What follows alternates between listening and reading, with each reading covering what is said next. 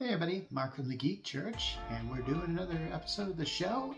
And today I'd like to talk to you about two words that are related. That is overrated and underrated.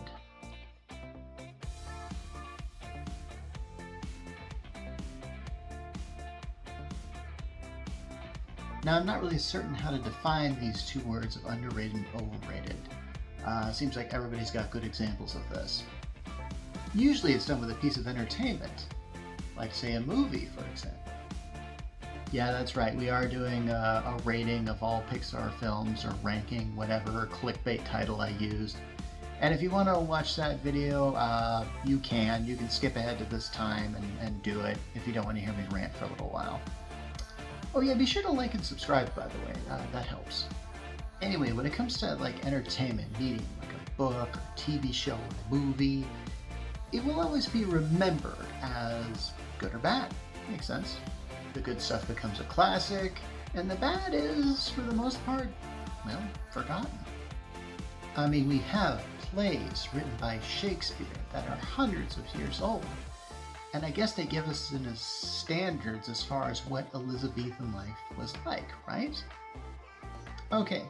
Yet I know William Shakespeare wasn't the only one writing plays at that time, but can any average person name a playwright from that time? My point is that I guess we remember that work because, well, Shakespeare wrote supposedly the greatest plays, and I guess that is all we remember from that time. And hey, let's look at the medium of books. I mean, books don't last very long. Now, don't get me wrong, we are still reading books that were essentially written, even in some cases, thousands of years ago. But the paper that they're on doesn't last. Eventually, it all turns to dust. Kind of like us, in a way. Okay, this could get dark really fast, and I don't want it to get that way, so you see what I'm saying. Okay, without any way to keep all our medium on some sort of database, a vulnerable database, all medium could simply just become lost. I've heard that there's movies from the silent era of film that are completely lost to the sands of time, simply because the medium of them is even worse than books. Film has degraded in quality, and so degraded they've just can't even put it in the projector anymore. Sure, there are silent films from the Charlie Chaplin era and Fritz Lang's Metropolis that are still around today, but only because we have taken steps to preserve it. But without that, film, dust. Of course, now we got works that can be stored digitally, and digital will last forever, hopefully. And I think it's great that we have something that will withstand the test of time, that will show us kind of a library of what humanity was and is like. And it's often the passage of time that can truly evaluate a work. And I think it's strange because, I mean, I think we have this idea that if enough people like the work and it withstands the test of time, then it's considered good. And let's just call good, say, above 90%, like getting an A on a test or something. But if we're going to use that scale, then what about the 50% that's bad? Well, I don't know if I can say that 50% of all works we even know about from eras of centuries ago. But let's just say, since they're forgotten, no one felt a need to preserve it, let's just say they're bad. Let's say they're below 50%. They got an F. Speaking of things that have degraded with time, you probably have at least heard of Siskel and Ebert. Yeah, if you grew up in the 80s, you know who Gene Siskel and Roger Ebert were. Those that aren't, they're film critics that have both passed away.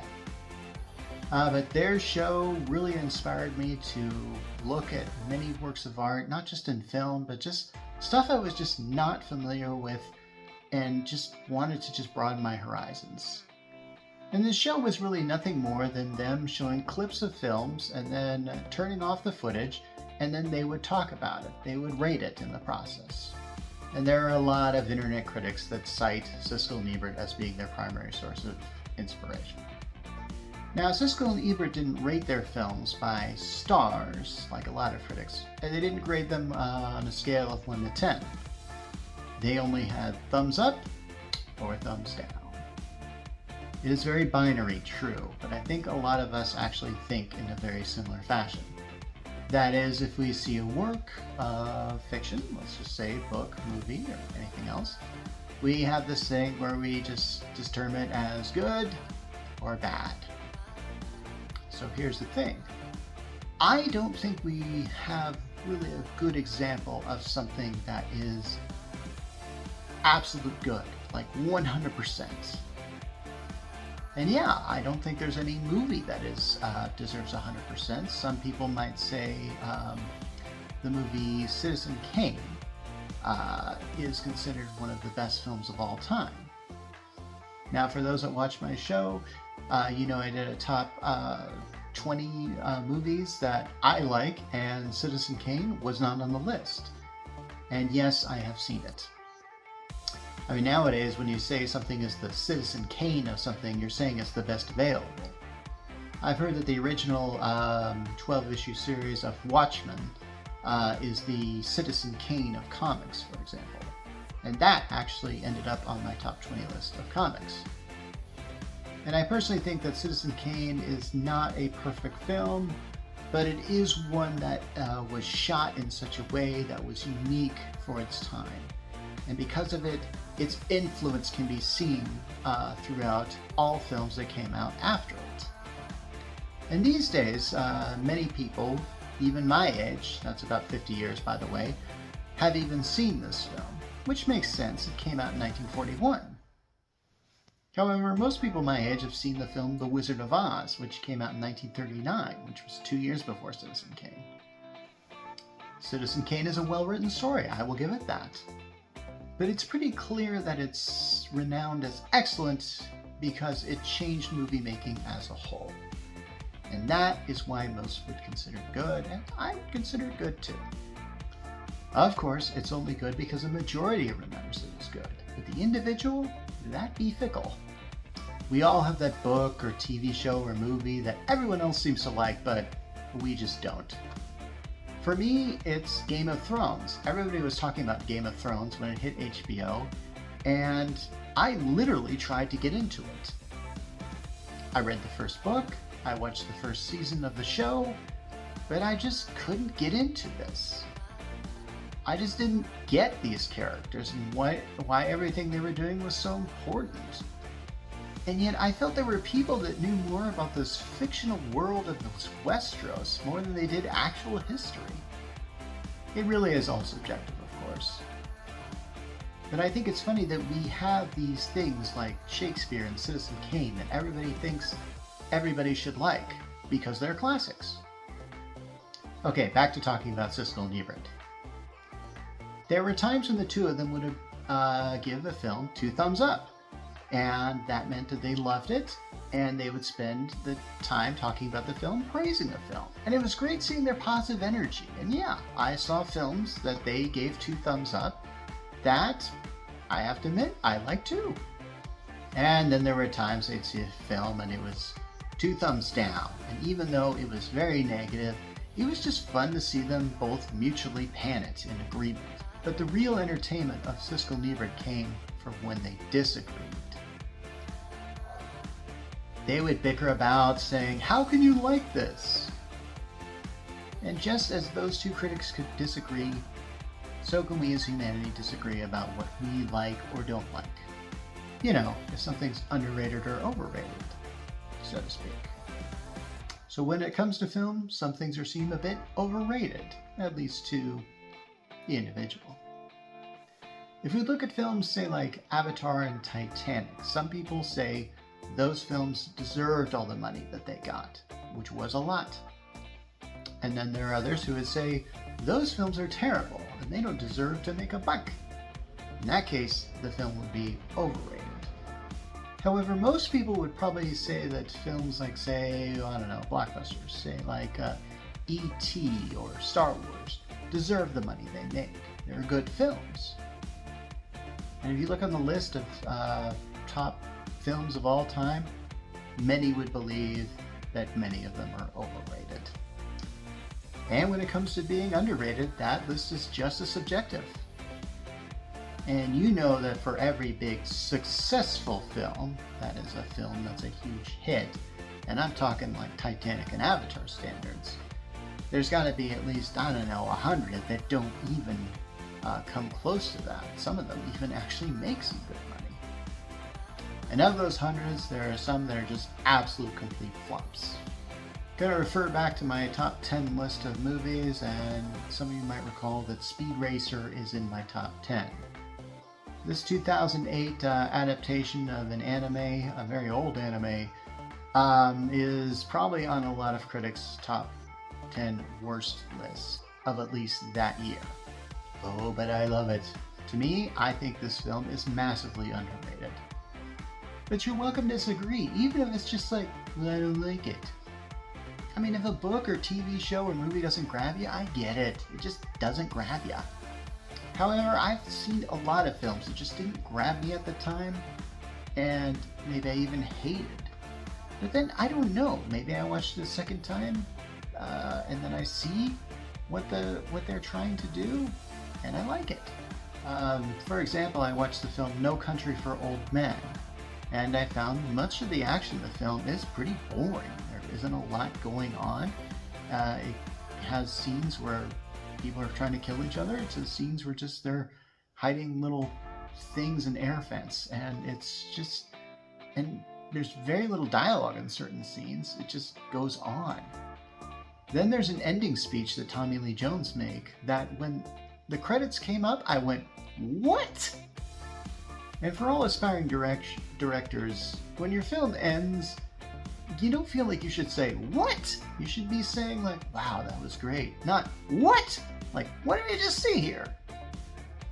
So when I saw the film again, I actually saw what the director was trying to do. Now you might argue, hey, maybe I did like the film the first time. Otherwise, why would I see it again? No, I don't know. Maybe it was reputation. I heard that film won the Academy Award, and I kind of went like, what is this again? Maybe I'm just going along with the crowd. I don't know. I liked it, okay? Now, just as you can hate something the first time you watched it, then like it a second time, I found the reverse can be true. Like, you watch a film and kind of like it, or at least, when you see it, then you watch it again, you went like, wow, this is really crap, isn't it? What was I thinking the first time? This happened when I was watching Sam Raimi's Spider-Man 3, and I went out of the theater and basically said, well, that was alright. And part of it was, I was comparing it to Spider-Man 2, which, well, that was on my list of some of the best movies of all time. Difficult to top that one, Spider-Man 2. And when I returned it to him, and I said, don't let me borrow that again, because I hate it more every time that I watch it. And just as we can like something at first and hate it, or the opposite, then a strange other third category has arisen here. There are times where it just seems like the public just turns against something. I mean, do you remember when Harry Potter was just lavishly praised?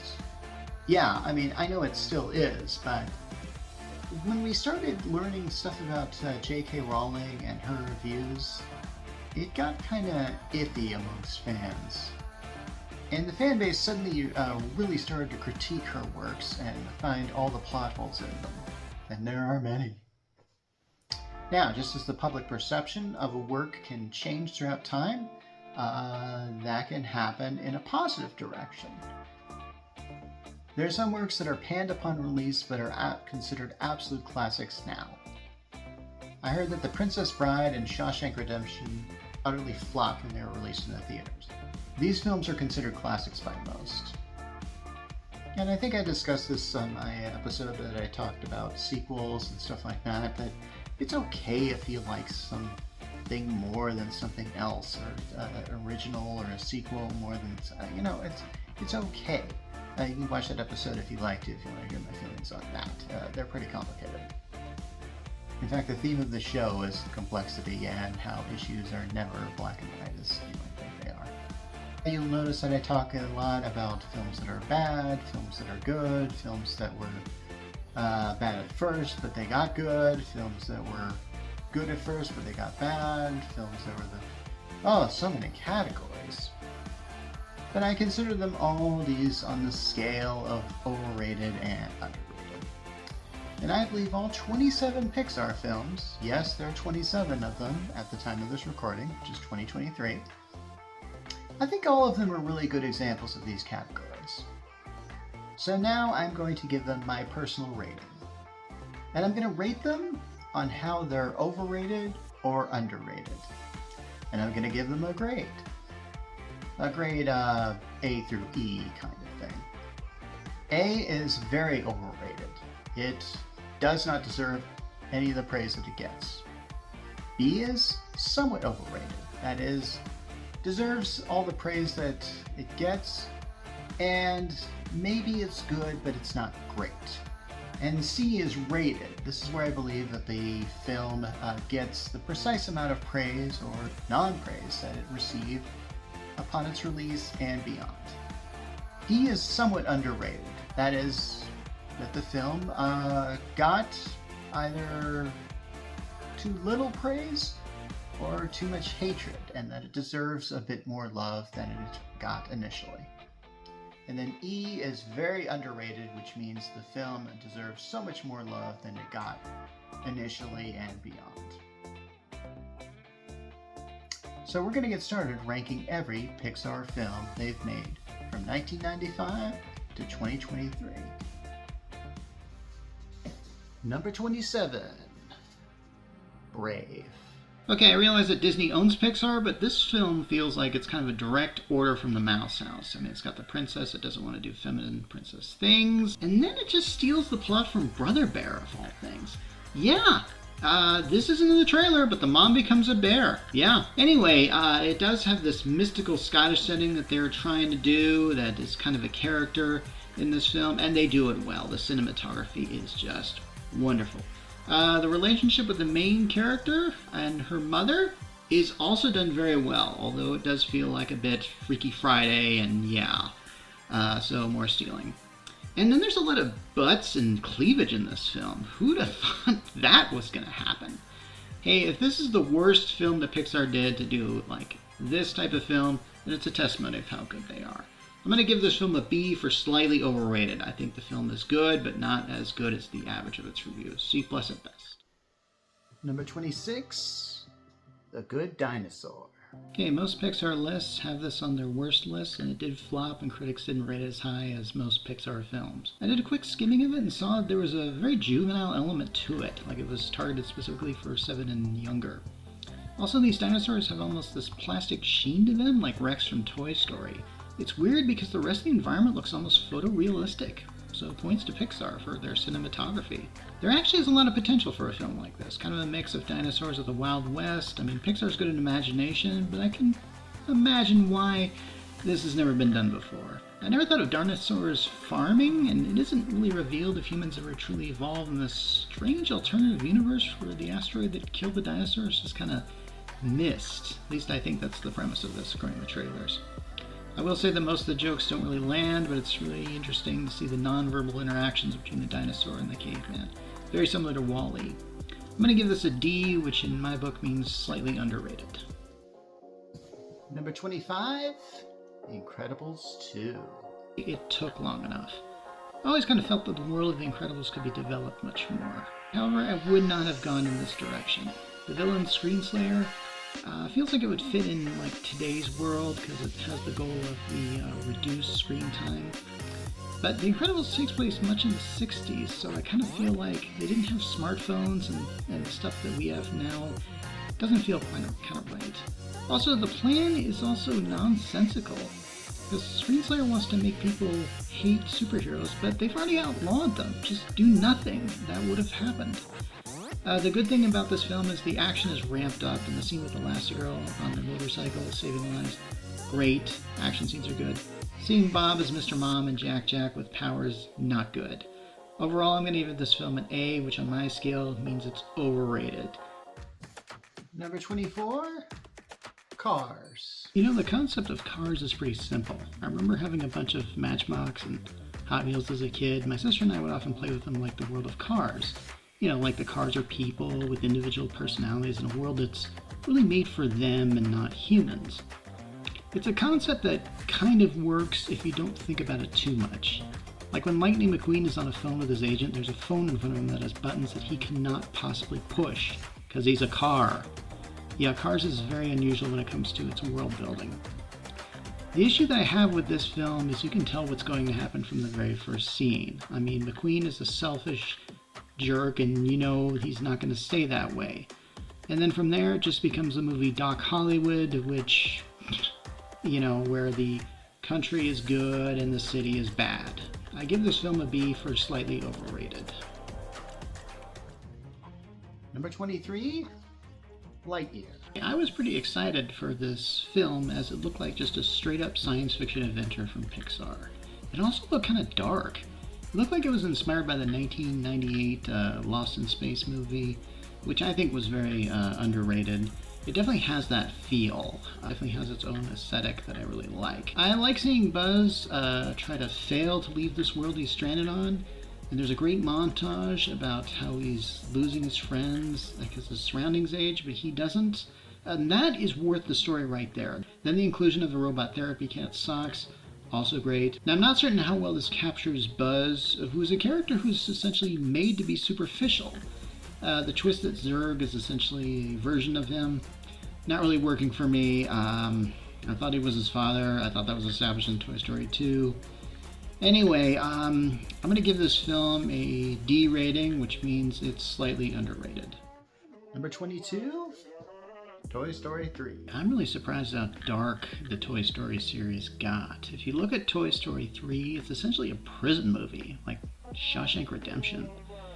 It's also a story about how everything will eventually die, and it's hard to believe that this scene, this kids' film, has the most memorable scene where they all hold hands and just sort of accept death in a blast furnace. But they did get saved by the claw, and that was properly set up so it didn't feel like a deus ex machina. Now it seems like Toy Story has in its theme the idea of how nothing good lasts forever and it will often lead to something else good, perhaps better. It's reinforced in this movie. Now this was Pixar's first film to ever be nominated for Best Picture, and that's Best Picture, not Best Animated Film, but it probably was nominated for that. And I think I'm going to give this one an A. I think it is very overrated. Number 21, Cars 2. Oh man, did this film get a lot of flack when it came out. Maybe it's because of its spy plot line was quite a contrast from the somewhat grounded plot of the first film. Or it could be because Mater, the funny comic relief side character, is put in the central spotlight. Personally, I like this film for what it is. The opening action sequence shows what the world of Cars is really capable of, even though it's quite far-fetched. So, what if it is? This movie is still a lot of fun. Yeah, it's an homage to a lot of those James Bond films, and even Michael Caine is kind of reprising his role from, The Italian Job? I'm not even really sure, but this film is just a lot of fun. And as for Mater being the main guy, I think it helps develop his character a bit more. He might be unintelligent, but he does have a heart of gold, and it's good that he has some touch. I say this film deserves an E. Very underrated. Number 20, Toy Story 2. It's hard to believe that Pixar's third feature film was a sequel, namely to one of its first. And this isn't really one of my favorites, but I have to admit there are scenes in this film that really work. I'm guessing this is where Pixar really started to give its audience the feels. Because the scene with Jessie the Yodelin cowgirl's backstory is one of the most heartbreaking scenes in the world. Now the theme of Toy Story 2 talks about how immortality in our own life comes at a price, and that price isn't worth paying. And I have to admit, it's pretty decent seeing the choice of Woody to choose Andy even though he knows it's going to end. And that's kind of awesome. There is a definite theme that runs all throughout the Toy Story films that's very decent. I'm giving this one a B, slightly overrated. Number 19, Cars 3. I have to admit that Cars 3 is the best of the trilogy, even though I don't really think that much of the trilogy as a whole. but it definitely ends Lightning McQueen's character arc against his own selfishness. The problem is there are a lot of things done in this movie that were done in other movies. Cars 3 starts out with Lightning being injured, and then the whole film should have been him recovering so he could drive again, then showing him try to race, and then from there it's about an old veteran trying to prove that he's not a has-been. And Cars 3 actually should have been the film that the Cars, the original, should have been. It would have been interesting to see Mater have more of a role in this film other than some phone call that Lightning makes to him. I mean, it'd be awesome if he was like doing some spy stuff in the background while talking to him. It would have been great. Anyway, I'm going to give this film a D, is slightly underrated. Number 18, Toy Story 4. There's probably a lot of people who are Toy Story fans that are going to be angry at me that I put the sequels so low on this list. And there are great themes in Toy Story, and in this one, it really shows what happens when time takes its toll, and how some lost toys want to stay that way. And retirement is also a theme, as well as finding where you belong. There's that subplot with Gabby trying to get adopted by a certain girl, and then what happens next is just heartbreaking. But it's worth seeing the film for that moment. Now, there are a lot of great character arcs going on in this film, and it shows that Pixar is really good at creating its characters and developing them and bringing them to a close. I never really felt like Buzz Lightyear got a good arc to show that he could take Woody's place, because it looked like Jesse already had. But I am going to give this film a C, which means rated. I think it deserves the praise that it gets. Number 17, Onward. There's a film that came out before Onward called Bright, which shows what would happen if a world that was like fantasy managed to somehow age and become our modern age. The film Bright was not good, but Onward is. Now, Onward starts out very slow, eventually becoming this road movie, also kind of a coming-of-age story. And when it gets to the part where the main character is kind of doing magic, it gets very good. Not only that, it gets very creative, and especially at the ending where he's fighting this dragon that is very unique in its look, and using all his magic powers at once in a great sequence. And I like how Onward deals with the social anxiety and the loss of a parent, and the way it works out feels very satisfying, not to mention very realistic. I kind of wish this film didn't use big name celebrities to sell this film, because it's not needed. Not that they didn't do their job. Anyway, I would rate this film a D because it's very underrated.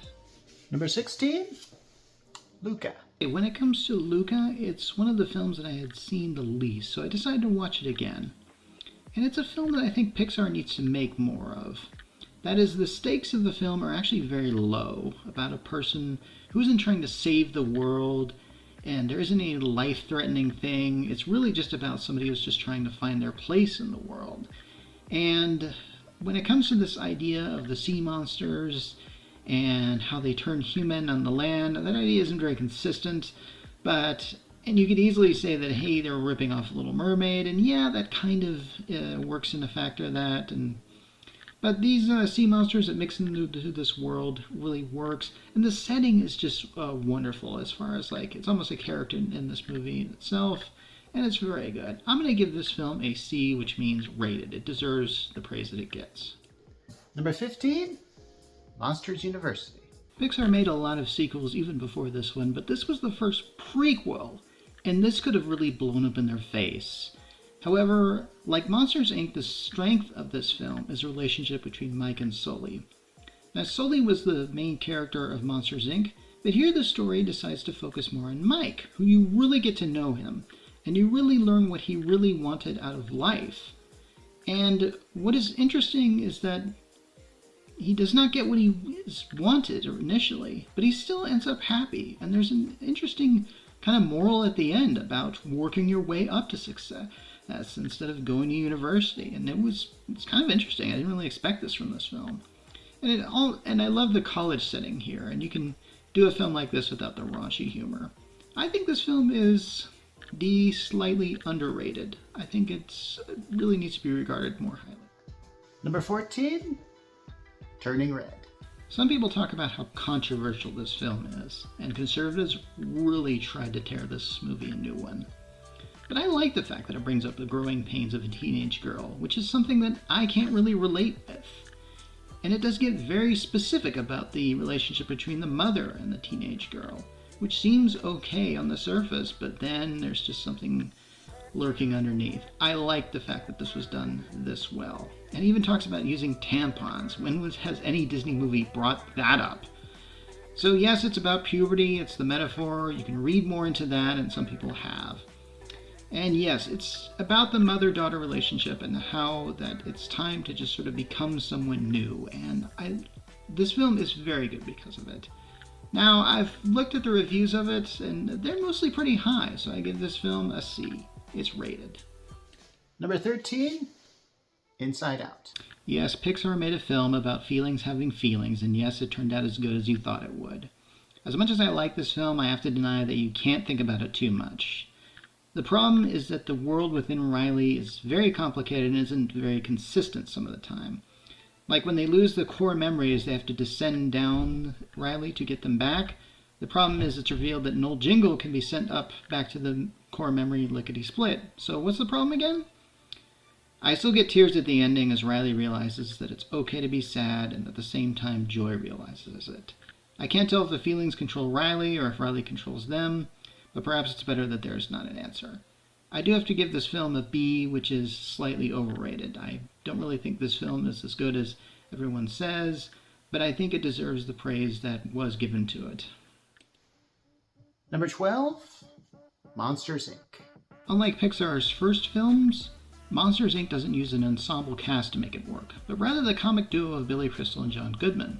And Mike and Sully work well together and have a believable relationship, in spite of being, well, monsters. This was the first time that Pixar had to create a world where the characters weren't just living as smaller creatures in our world, but the monsters kind of have their own world, and it has its own culture as well. And it's pretty believable for the most part. And then, of course, there's a relationship between Boo and Sully, and it's something that truly shines. And when they have that falling out, it is just very heartbreaking. And that's when the feels come in. And the scene with the fighting, with the doors and all that, that is just so creative. And it's when Pixar really shines, is when they just try and do something new like this. I'm going to give this one a C, which is rated, because it is rated pretty highly, and I agree with it. Number 11, Ratatouille. I have to admit, this was a film I didn't like on my first viewing. And it's taken me a while before I realized what this film is really trying to say. On the surface, it's about a rat that works with a human to cook. And it's about a human kind of learning to live in their new surroundings and to fit in. But it's more than just that. Now, in most animated films, and Pixar has done this too, the tiny animals have their own little world that somehow does not interact in any diplomatic form with the human world. But in this film, the worlds collide, and the result is something that is very, very real. This film has an overwhelmingly positive message, and it shows that positive change can happen, even though it takes time. And I love the way taste is portrayed in this film. And I like the idea of Remy talking to a figment of his imagination is also good. I'm going to give this film a C, which is rated. Number 10, A Bug's Life. It's difficult to talk about A Bug's Life without mentioning the DreamWorks CG effort Ants. But I think that Ants and A Bug's Life are actually very different stories. Ants deals with the repression of the individual, but A Bug's Life is about the power of teamwork to overcome oppression. I also have to mention that Kevin Spacey, who has some shadiness recently, is in this film, and I have to separate art from artist because his performance as Hopper is one of the best villains in any film ever. Now, most people don't like the lie-revealed plot, which is overdone even at the time of A Bug's Life's release. However, every character in this film is just incredibly memorable and are so full of personality. And the world of A Bug's Life, with its birds, flowers, and grass and bugs, feels very lifelike, a place you want to be small enough to visit. I'm going to give this a D, which in my book means slightly underrated. Number 9, Finding Dory. Finding Dory is proof that you can take some kind of side character, like a comic relief character, and make them the main character. Now, in the case of Dory, who seems to be comic in her forgetting and all the time, it really takes her mental issue and puts it in the spotlight. You feel Dory's pain, and you feel how it affects everyone around her. Finding Dory is really about living with a disability and how you have to adjust your life around it.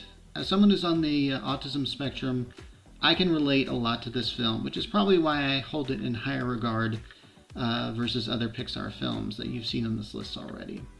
I'm not certain how I feel about Marlin reverting back to his former self, and I kind of wish he and Nemo were kind of written out of this. They don't really add much to this story. But I do love Dory's story, not to mention Hank the Octopus. I'm going to give this a D, which in my book means slightly underrated. Number 8, Coco. There is so much goodness in Coco, and the world that is the afterlife that it's shown is presented in such a magical manner. And I have to admit, I didn't even know about Dia de los Muertos, and I still really don't. But it's a clear celebration of Mexican culture, and it works so well.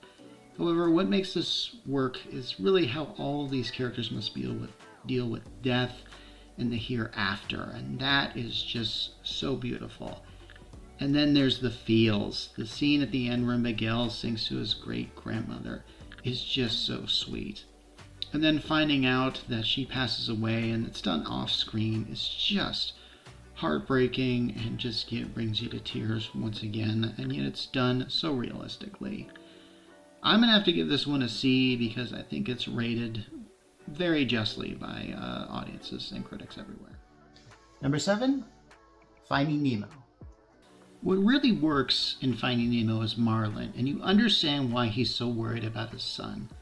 At the time, it wasn't often that you'd see in a G-rated film an opening that has this off-screen tragedy resulting in the death of Nemo's mother and siblings. But this film presents every parent's and children's nightmare of being separated, and the feelings you get as you fear the worst, especially when the odds are stacked against you, when you have to search between thousands of miles of ocean. And it teaches you not to give up, that when the odds are stacked against you, that in some cases you have to just keep swimming, and in some cases swim down. And this one has the feels with the Marlin saying goodbye to Dory after believing his son is dead, and then the scene where he just tells the son how old sea turtles are. And this film is universally loved. I'm just going to give it a C. It's rated justly. Number 6, Elemental. Yes, I realize this is Pixar's newest film, and it's very high on the list because Elemental is essentially a world that is so alien yet created from just nothing. And it just shows how Pixar can just do this. The world itself is full of wonder. Reminds me a lot of Zootopia, especially in the architecture. Not only that, the romance is good. Elemental doesn't shy away from showing how messy love can be. And it doesn't shy away of how imperfect people can be in a society or as individuals. There's a little bit of undertone of perhaps racism in this thing, kind of like in Zootopia, but not as in your face. And there's a lot of subtlety and overwhelming beauty in this film, and I kind of wish they haven't used the cheap death card at the end once again. But this film ends very strong, and it makes me wonder, how can Pixar top itself again and again? I'm going to give this film an E, very underrated. Number 5, The Incredibles. The Incredibles is very revolutionary for Pixar because it was the first time that Pixar just made not a miniature world or a monster world, but it was supposed to be our world. And if you look at the world of The Incredibles, it feels incredibly well developed and imaginative, as much as Marvel and DC. And it also deals with characters who are in a midlife crisis, trying to live their glory days. It isn't something that really kids can understand, which is why I feel like The Incredibles is much better targeted for adults rather than kids. However, The Incredibles does show, the good part about being in a family and how it's worth the price that one has to pay. And all the characters, from the parents to the kids, do pay that price. Now, when it comes to audience score, this is like at 75, so I'd have to give this movie a B. Somewhat underrated. Number 4, WALL-E. Man, WALL-E takes animation to a new level from its very beginning. And it features two main characters who can't really even emote with their faces, and they can hardly speak. So all the storytelling is done by showing, and they even show how the fate of future Earth has turned out, and you can get it pretty much by watching it and not being told what has happened. Now, there are some who say that the film falls after more people get involved with speaking roles, but I say this is where the film gets more interesting because the stakes get raised And with one small weed essentially determining the fate of humanity, the stakes are very high. WALL-E is a triumph of not only animation but science fiction. I can't think of any other film, animated or otherwise, that really matches it. Now, I'm going to have to say that this film is C-rated, and you'll be hearing that a lot in the next few reviews. Number 3, Up. There is so much in Up that is not related to its seemingly simple story of a man trying to move his house using the power of balloons. The story itself is about what happens when we lose that which we love and we fall in danger of becoming obsolete.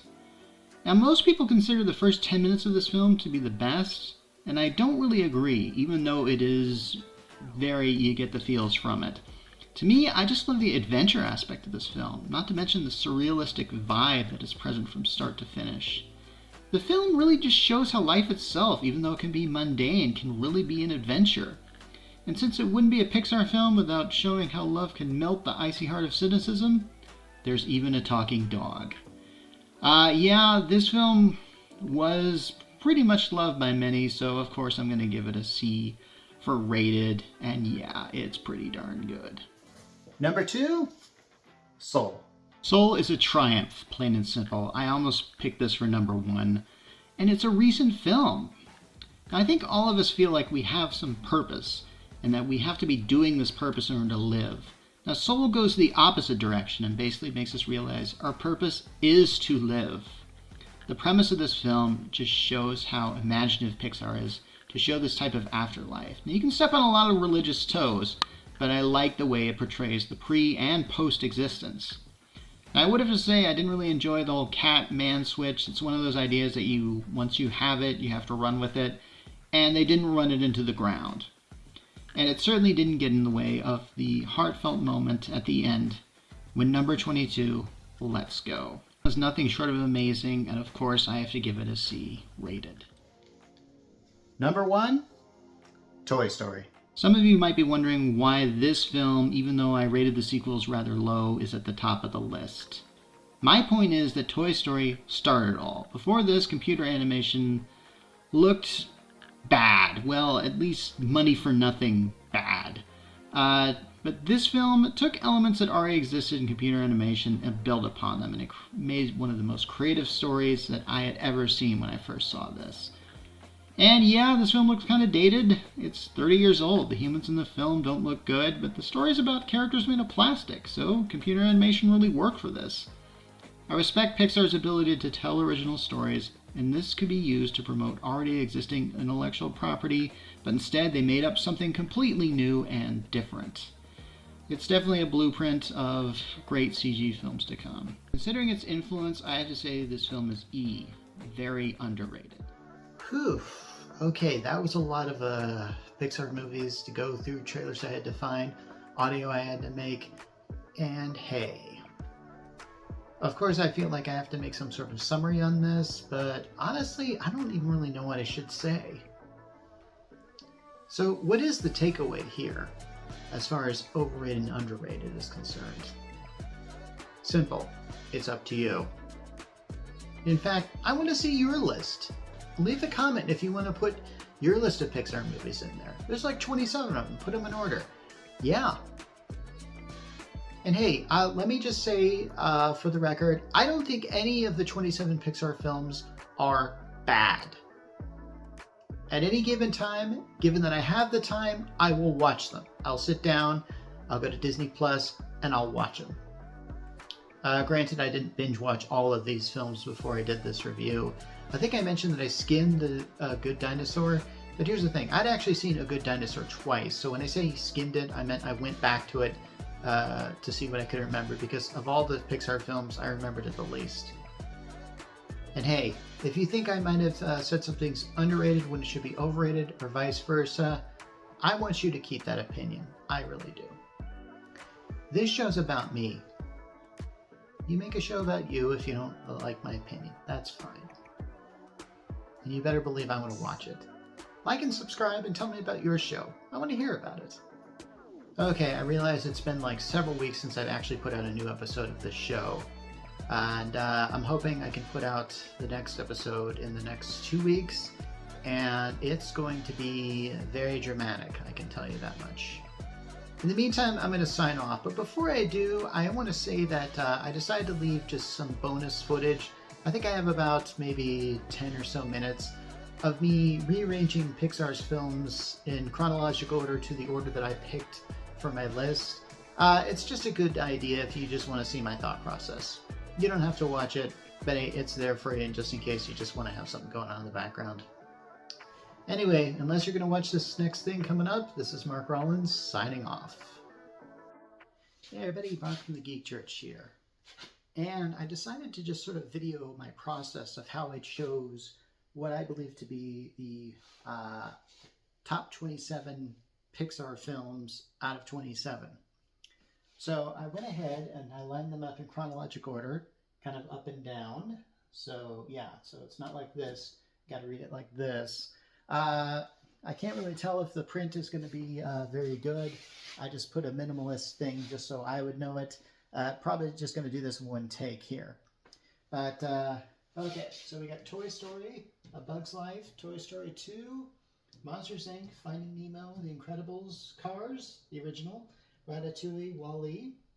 Then we have Up, Toy Story 3, Cars 2, Brave, Monsters University, Inside Out, The Good Dinosaur, Finding Dory, Cars 3, Coco, Incredibles 2, Toy Story 4, Onward, Soul, Luca, Turning Red, Lightyear, and Elemental, the last one. You'll notice these are very recent. Pixar started putting out their films like twice a year rather than once. So, and there are several gaps in between as far as these first few. Anyway, so I'm going to just sort of do something like this, where I'm going to put them on here in an order of, I think, least best to greatest. Okay, so I think the best way I can do this is take out the ones that I like the least. Now, I want to emphasize this when I say that I don't think there really is a bad Pixar movie. I think that all of them are actually quite good. And the worst of them is only maybe slightly mediocre, but I'll get into that when I'm talking about these things at length on my show. Okay, first of all, I'm going to just say, just so I know, okay, first of all, I've watched at least these movies more than once. Brave is the one I think I'd have to say that I like the least. So I'm going to put this over here as some sort of, oh gosh, I don't even know. Okay, I'm going to try and line this up here right. I might have to do a whole restacking of this later. But I'm just going to get out of the way. I think Brave is number 27. So that's just that. So now I'm going to figure out what movies that I thought are deserving as the lower tier. Okay, I think Cars, the first one, I think is not really their best quality. I'm just going to put it over here, but I'm not going to line it up just yet. Also, let's see, Incredibles 2, I also think was not of good quality. So I'm going to put that over here. Okay, let's see. Oh boy, what have I got here? This is where it gets kind of hard. Let's see, here it is. Cars 3, I'm also going to have to put over there. Let's see. And of course, where there's a Cars and a Cars 2, there are Cars 3, there's probably going to be a Cars... I kind of knew that was probably going to happen at least once. Anyway, I'm using this blue goo to stick them out, and something tells me it might not hold that all that well. Okay, let's see. Wow, I'm actually surprised at how hard it is to make this decision as far as what's first. Okay, Lightyear I'm going to have to put there because, I'll get into why. I'll just put that there. And remember, I really like these, but not, okay. Toy Story 3, I'm going to have to put it up there too. So, yeah. Let's see. All right. I got some good memories associated with some of these. Oh, shoot. What am I thinking? The Good Dinosaur. Most people put this on there as dead last. You know what? I'm going to put it just one above Brave. Because even though I don't really think I'll get no reason why I think that film might have been underrated, but yeah, I'm gonna agree with most people and say that hey, it's not really my favorite Pixar film. Probably one of my least favorites. Maybe not as low as some others. Let's see. And yeah, this is probably going to make a lot of people mad, but Toy Story 2 I'm going to put on this list too. Okay. All right, I know you guys are probably having a hard time reading these things, and that's fine. I'm satisfied with my choices here. You know what? I'm going to put Incredibles 2 here. Okay. And let's see. I'm going to put Toy Story 2. You know what? I think I'm going to put Cars down here. Okay. So, all right. I think I'm satisfied with Lightyear where that is.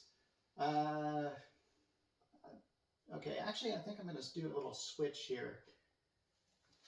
Okay, Toy Story 2 and Toy Story 3 are pretty good, but actually, you know what? I'm going to do this. I'm going to switch these out. Put Toy Story 3 there because I kind of liked it, but not too much. And let's see. All right. Okay. Toy Story Cars 2 goes there. And Cars 3 goes here. Okay, I'm pretty satisfied. That's my bottom 7. I'm going to stick with that. And I'm not going to fight over that, but yeah.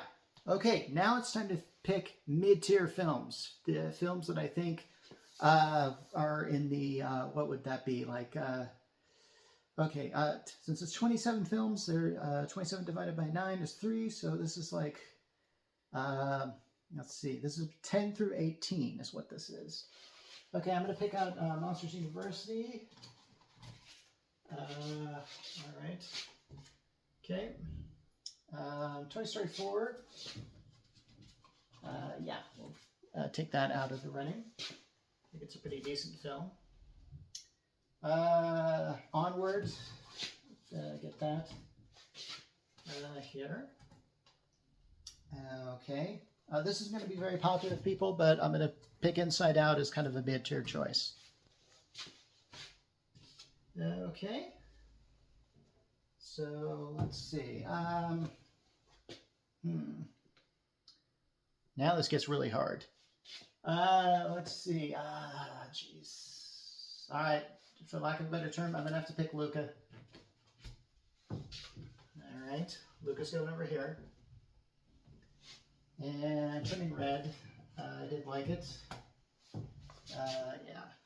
Okay. Okay, I got 3 more to put mid-tier, and then we're going to move on. I'm going to have to pick Monsters, Inc., because, yeah. I'm just going to pick that in there. Okay. Let's see. Oh, jeez. Are we really at this stage now? Okay. Okay. Something's shouting out at me. I'm going to pick Ratatouille. And I know a lot of people are going to be super angry with me.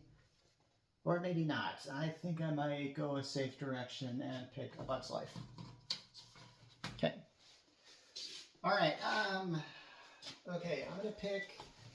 I'm just going to put this up here, A Bug's Life. I think it's that good of a film. The fact that it took me that hard to figure that out. Also, yeah, that's a good idea. I'll pick the ones that I thought are decent enough. And let's see, Monsters, Inc. Okay, we'll do that. All right. And so now I'll leave as is. Let's see, I liked Turning Red more than Luca. So we'll put that there. Monsters University was a pretty decent film. I'm going to have to put that somewhere. Okay. All right. I'll put Luca here. And then I'll put Toy Story 4 at the very bottom of this list. And then I'll put Onward here. Okay, I think I have mine. Now we're going to go to the top. Okay, these are the films I like the most. Some of these are really hard. Okay, I'm going to take Finding Dory. I watched that just recently again. I think it's a really decent film. I'm going to put that right here. Okay. Yeah. All right, so... Okay, I'm going to need to put something here. I'm going to pick Coco. As far as this goes, right there. And we'll pick that there. Now, I'm going to go with Finding Nemo here. Okay, this gets pretty good. This is going to probably disagree with a lot of people, but I am going to pick Elemental. Going to put it right about here. Okay? All right. Actually, I'm sure a lot of people aren't okay with that. Next is Incredibles. I'm going to put that there.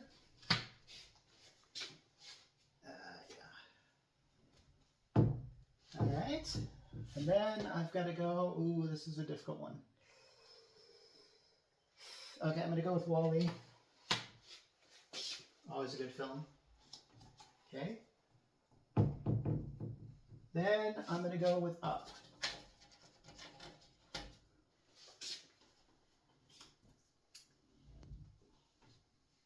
Okay, if you've seen my favorite movies, then this next decision isn't going to surprise you at all because I got to choose one. I'm going to go with Soul for number 2 because I think it's just a beautiful film. And then I'm just going to go with Toy Story because, yeah, I think... Well, I'm going to explain why I believe Toy Story is the finest Pixar film of all time.